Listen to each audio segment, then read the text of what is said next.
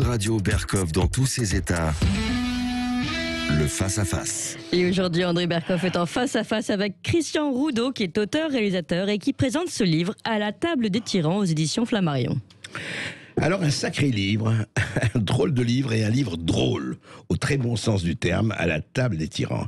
Christian Roudeau, qui est auteur, qui est réalisateur, vous avez fait des documentaires sur les démocrates comme sur les dictateurs, ce qui prouve que vous avez un éclectisme rassurant. Alors, c'est très passionnant. Je l'ai lu et vraiment je le recommande, ce livre, parce que vous dites voilà comment ils sont à table et qu'est-ce qu'ils mangent, les Mao, les Hitler, les Bokassa, les Staline, les Ceausescu, les Saddam Hussein. Et au fond, est-ce qu'ils sont différents de nous, à part qu'ils ont les moyens évidemment de se payer les plus grands banquiers du monde. Mais ça, c'est un autre problème. Mais à part ça, ils sont comment ces tyran Christian Roudeau? D'abord, comment vous est venue l'idée, je ne dirais pas saugrenue, mais intéressante, de s'intéresser à la table des tyrans? En fait, j'ai écrit 2 livres déjà sur la table élyséenne et sur les tables démocratiques, n'est-ce pas, de ce monde. J'ai réalisé 2 documentaires à ce propos, Élysée à la première table de France et un autre sur les présidents de la Ve République et la table. Et au fil de mes recherches, parce que si vous voulez, c'est un peu un coin perdu de la grande histoire. On va chercher, on va fouiller, et je trouvais des notes de bas de page, des petites anecdotes assez stupéfiantes concernant juste un seul exemple, par exemple la rencontre Staline-De Gaulle autour d'une table, elle est extraordinaire. Il en parle, le général de Gaulle, dans ses mémoires de guerre. Alors rappelez-nous rapidement. Écoutez, voilà, oui. Il est alors président du gouvernement provisoire de la France. Il va rencontrer Staline, et Staline ne prend pas le général de Gaulle très au sérieux, et c'est un petit peu, il le prend par-dessus la jambe, et Staline a bu plus que de raison, beaucoup de vodka, et voilà, et il menace un peu tout le monde qui est autour de lui, et dit voilà, c'est 45, ça, c'est 45. Voilà, 45. Ouais. Celui-ci, je le ferai fusiller, et voilà. Et on a 2 styles, 2 oppositions de style entre le général de Gaulle, qui était très sobre, des repas taillés au cordeau, et puis ce côté un petit peu, presque à la limite de la grossièreté. Mais surtout, ce qui est intéressant dans les tables du dictateur, c'est que, comme je l'écris dans mon livre, les décors changent, les plats changent, mais une chose figure toujours au menu, c'est la peur. La peur que suscitent ces personnages. Donc enfin, c'est ça, parce que vous, en fait, et vous avez fait, comme vous aviez travaillé, comme vous avez dit, sur les tables des présidents démocratiques, vous avez tiré le fil de la pelote, et la pelote est venue. Oui. Mais alors, justement, c'est intéressant. Alors, qu'est-ce que la peur donne, sans faire, on va pas faire de diététique, là, mais vous dites, en fait, c'est les dîners ou les déjeuners de la peur. C'est-à-dire, les gens sont tendus, il y a une vraie tension.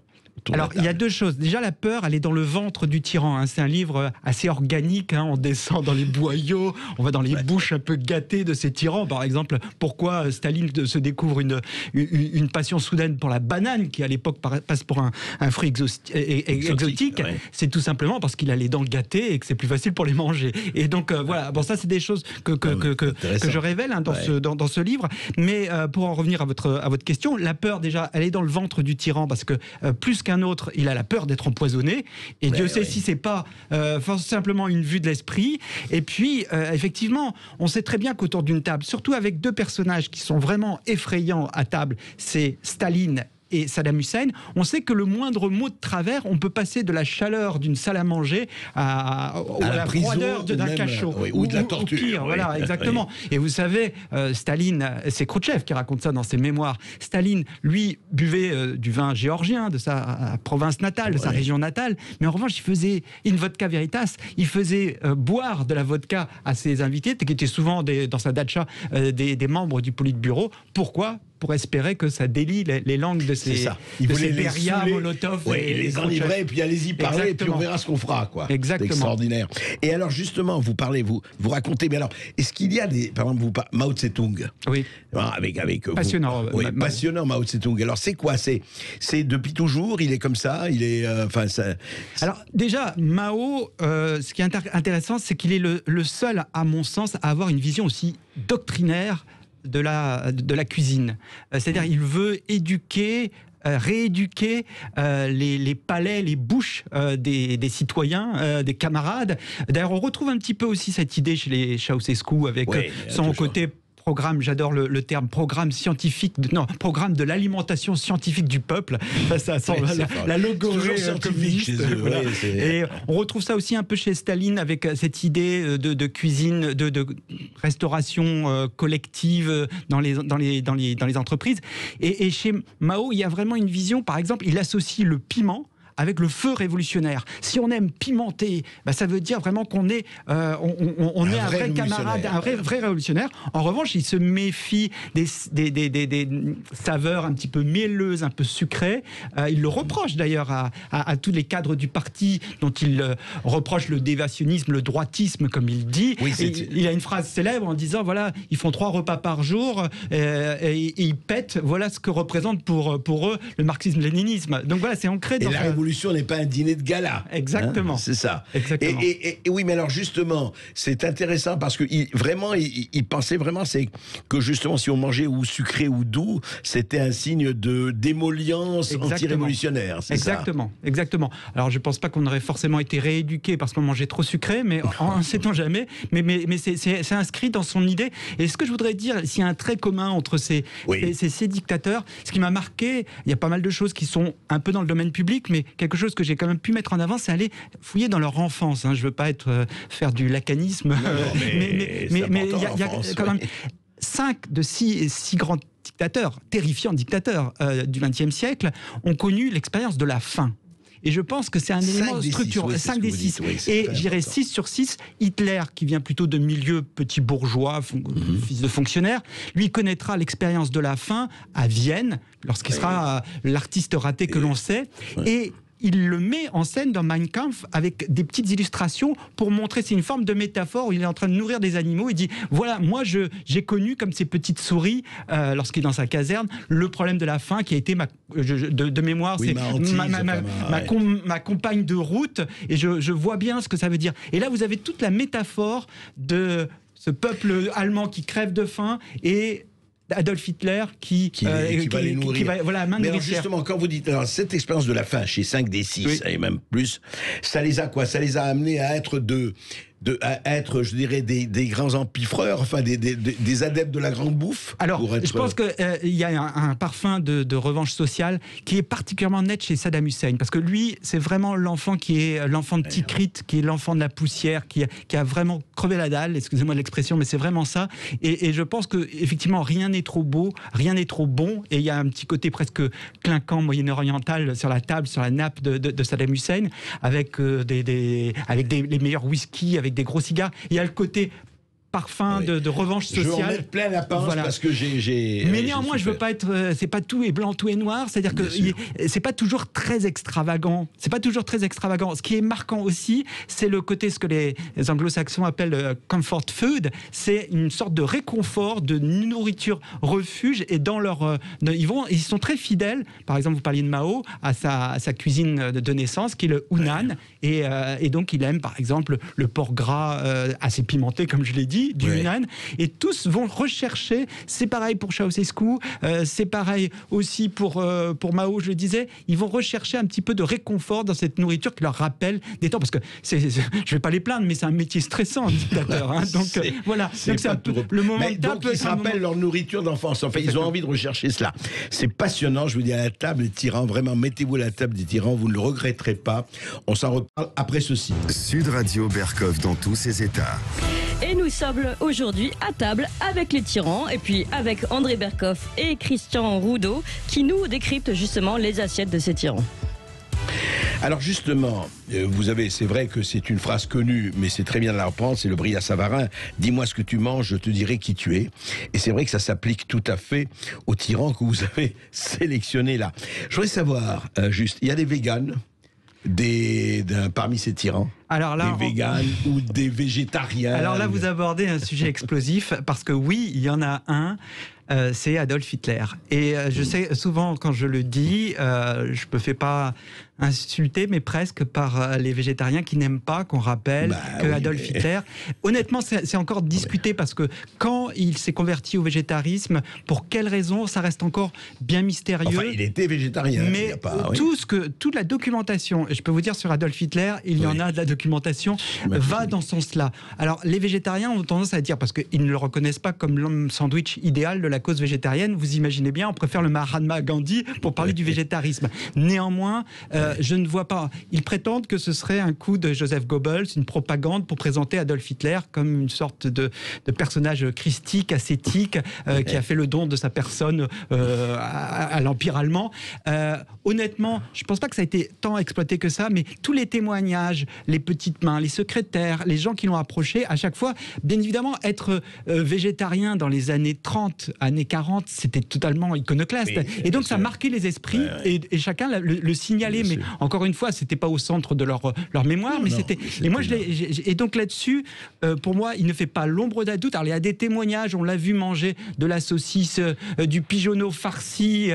C'est paru dans un livre de recettes d'une chef de cuisine, mais on ne nous dit pas quand. Je crois que c'est au début des années 30. Mais comme dirait l'autre, avant de devenir végétarien, il mangeait de la viande, quoi. Donc, voilà, il n'y a rien de probant dans cette argumentation. Deuxième question un peu générale, mais est-ce qu'en général, c'est le cas de le dire, il mange seul ou en compagnie? Alors, je parle quand ils ne sont pas dans les obligations de recevoir, etc. Tout à fait. Vous avez tout à fait raison de soulever la question, parce que moi, l'intérêt de ce livre, c'est au-delà de ce qu'il y a dans l'assiette. C'est pas un bouquin gastronomique, c'est vraiment une forme d'anthropologie. Hein. Parce que manger, c'est comme disait Marcel Mauss, c'est un fait social global où tout se rencontre. Manger, c'est vivre, vivre, voilà. C'est manger. Et il se passe tellement de choses autour d'une table. Et effectivement, Staline, qui souffre un peu de solitude, qui en plus est un insomniaque, et il mange très régulièrement avec tous ses camarades de lutte, plus ou moins camarades avec beaucoup de guillemets. Mao, à l'inverse, lui se retire dans ses quartiers, et ce qui est intéressant dans le cas de Mao, c'est qu'il n'est plus en représentation, on ne le voit pas dîner, il mange très peu avec ses camarades, parce qu'il est devenu lui-même une forme de semi-divinité, qui fait que ce serait presque incongru de le voir dîner comme un simple mortel avec d'autres personnes. Mais vous avez tous les cas de figure. Bokassa, par exemple. Alors, Bokassa, oui, il mange avec ses ministres. Moi, ce qui m'a intéressé, je me suis beaucoup intéressé à son exil, pas très loin d'ici, dans les Yvelines, à Ardricourt, dans son château. Et là aussi, parce que... Jean Bedel. Voilà, Jean Bedel, Bokassa. Et là, ce qui est intéressant, c'est cette double allégeance à la cuisine, parce qu'il avait une double nationalité, ce qu'on n'oublie pas, à la fois donc centrafricaine et française. Et il y a cette double allégeance à sa cuisine. Et j'ai rencontré sa fille, Marie-France Bokassa, pour ce livre, qui m'a raconté un petit peu les repas assez exceptionnels qu'il pouvait y avoir parfois dans le château d'Ardricourt. Alors il y avait des gens qui venaient d'un peu tous les milieux, mais surtout c'était une sorte de fin de règne, et là aussi on retrouve cette atmosphère de fin de règne à table, et c'est ça qui m'a intéressé, c'est parce que par définition on est tous des êtres qui mangeons, et donc ça accompagne de la naissance jusqu'à la tombe, la nourriture, l'instant de table accompagne cela. Et lui était plutôt français ou plutôt africain? Les deux, les deux. Ouais. Ce que je sais, c'est que dans le privé il était plutôt africain, mais en représentation c'était la grande cuisine française. Et il y a ce fameux banquet de son sacre, donc d'empereur Bokassa Ier. Ouais. Voilà. Et là, on met la grande cuisine, la cuisine du grand siècle en avant, avec quelques petites touches africaines. Mais voilà, c'est ce mix des deux qui montre, qui reflète sa double personnalité, sa double nationalité. Non, c'est passionnant. C'est vrai, comme disait aussi Cocteau, si on veut faire une citation, manger, c'est aussi un miroir qui réfléchit. C'est-à-dire, c'est une manière aussi d'être, de vivre, et qui décèle et qui dévoile. Ceausescu, Ceausescu, le Roumain, fameux dictateur. Lui, je sais pas, on a l'impression que on peut pas dire que ce soit un grand mangeur, ou je parle même pas de gastronomie devant l'éternel, quoi. Oui, c'est assez traditionnel. Il a une sorte il aime beaucoup la tomate, la feta, le sarmalé, qui est le plat classique régional, national, en Roumanie. Donc je suis allé sur place pour le besoin de cette enquête. Et vous avez mangé du sarmalé? Voilà, exactement. Bon, je peux pas vous dire que j'en sois transporté, c'est bien, ça se mange, mais c'est bien d'aller manger ailleurs pour s'apercevoir que finalement... c'est pas mal en France. C'est pas mal en France, effectivement, contrairement à ce qu'on dit. Non, que dire de Ceausescu? Il est comme tous paranoïaque. Mais il a vraiment peur, mais c'est des mesures. Pardon, ils ont tous des goûteurs, Christian Alors ça, Roudot. c'est la question qui m'est toujours posée, Oui, et je dois un peu avouer une forme d'ignorance. Alors, on connaît les fameuses goûteuses d'Hitler, on sait que ce qui tendrait à prouver qu'il n'y avait pas de goûteur dans l'intimité, tout du moins pour Staline, c'est qu'il demandait par exemple, Nikita Khrouchtchev raconte très bien ça dans ses mémoires, il dit « Nikita, goûte d'abord », c'est-à-dire, après, il ouvrait lui-même les bouteilles pour s'assurer que personne ne verse quelque chose. Et puis, bien évidemment, la crainte de l'empoisonnement chez Bokassa, elle est très forte. Et lui pense que c'est l'État français, lorsqu'il est en exil ici, l'État français peut l'empoisonner. La main discrète de Giscard. Ça l'obsède, ça. D'accord.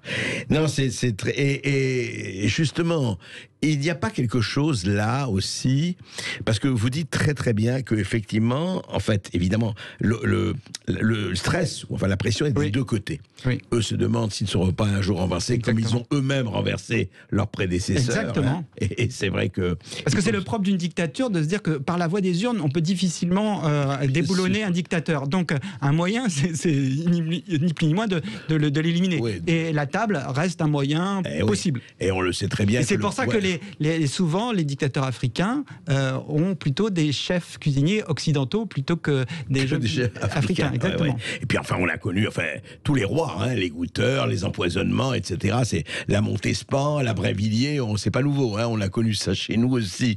Est-ce que vous n'avez pas pensé, moi je regardais, il y a un nom qui ne manque pas, et Dieu sait s'il ne doit plus manquer, c'est Pol Pot. Ah oui. Vous n'avez pas pensé à faire Pol Pot? Si, j'ai pensé à Pol Pot. Après, voilà, dans ce livre, j'ai essayé d'avoir une sorte de, je ne sais pas si c'était un bon choix, mais une sorte de casting qui fasse qu'on représentait à la fois différentes colorations politiques, hein, plutôt des dictateurs d'extrême droite, voire des dictateurs communistes. Je voulais aussi que les régions soient représentées. Donc, je me disais, l'Asie était représentée avec Mao. Avec Mao. Donc voilà, mais effectivement, j'aurais pu. Mais bon, ça pourrait être l'objet d'un tome 2. Mais je suis sûr que oui, c'est passionnant. J'ai lu aussi sur Pol Pot.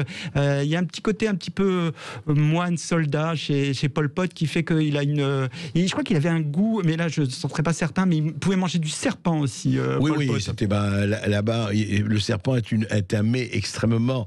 Peut-être plus depuis le Covid, mais encore.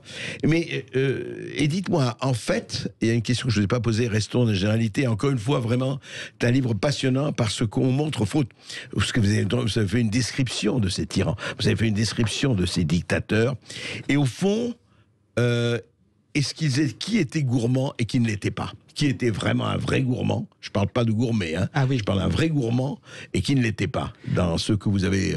Alors, moi, j'utiliserais le terme de baffreur. Je pense que c'est Adolf Hitler qui, alors, lui, se contente d'une cuisine végétarienne, comme je l'ai déjà dit, mais alors, il a la dent très sucrée et il est presque boulimique. Il mange de la confiserie, il mange... entre les repas aussi, il mange tout le temps. Il a ce côté un petit peu boulimique qui se soigne.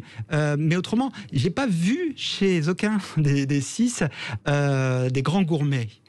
Ils ont des grands gourmands, je parle de baffreurs. Les baffreurs. Oui. Alors, les baffreurs, je parle. Un bon vivant, clairement, c'est Staline, c'est Mao. Et moi, j'aime mettre en perspective, ce sont quand même des gens qui envoient à la mort et qui utilisent l'arme de la faim contre leur propre peuple. Mao, Staline, en Ukraine, ou alors ils ont affamé les populations entières, sciemment, ou avec le grand bond en avant. Alors vous avez des scènes extraordinaires, mais indécentes. Et j'ai voulu apporter... Par exemple, comme... je trouve que indécent de la part de Mao qui envoie... Alors le chiffre... On est dans l'épaisseur du trait, mais c'est incroyable. On ne sait pas si c'est 30, 40 millions de personnes dans le grand bond en avant. Et lui fait un sacrifice lorsqu'il sent qu'il commence à y avoir un problème de famine dans son pays. Il dit « Je vais arrêter de manger de la viande, je ne mangerai plus que du poisson ». Là, on est dans du Falstaff, on est dans du... et j'ai voulu montrer... Alors, on peut me le reprocher parce qu'il y a beaucoup d'humour et parfois on peut se dire « Est-ce que c'est pas indécent d'utiliser de l'humour ?» Mais j'ai voulu utiliser la veine chaplinesque. Je trouve que le meilleur moyen de les décrire, c'est pas de dire ils étaient des méchants, mais ils étaient ridicule Vous et le parfois montrez, voilà. vous le Et c'est montrez, ça, bien c'est sûr. ce que j'ai voulu Vous savez, mettre en avant dans ce livre. Pour terminer, encore une fois, ce livre vraiment à lire et que je recommande, c'est, vous savez, ce bourgeois, mais ça se passe en France, mais c'est qui sort, qui reprend sa calèche au 19e siècle et qui a mangé comme un fou, qui en peut plus, qui est absolument comme ça, le ventre plein, il n'en peut plus, il crève. Et puis il y a un mendiant qui arrive, il dit « La charité, mon bon monsieur, je n'ai pas mangé depuis 3 jours. » Et l'autre lui dit « Coquin, qu'est-ce que je t'envie ?» Merci beaucoup en tout cas Christian Roudeau, auteur, réalisateur et auteur de ce livre donc À la table des tyrans aux éditions Flammarion. Alors je ne sais pas ce que mangeait Napoléon, mais en tout cas vous allez parler à l'occasion du bicentenaire de sa mort évidemment de Napoléon avec Thierry Lenz qui est historien et Philippe Bornet historien aussi, auteur de Napoléon et Dieu. C'est tout de suite dans La Culture dans tous ses états.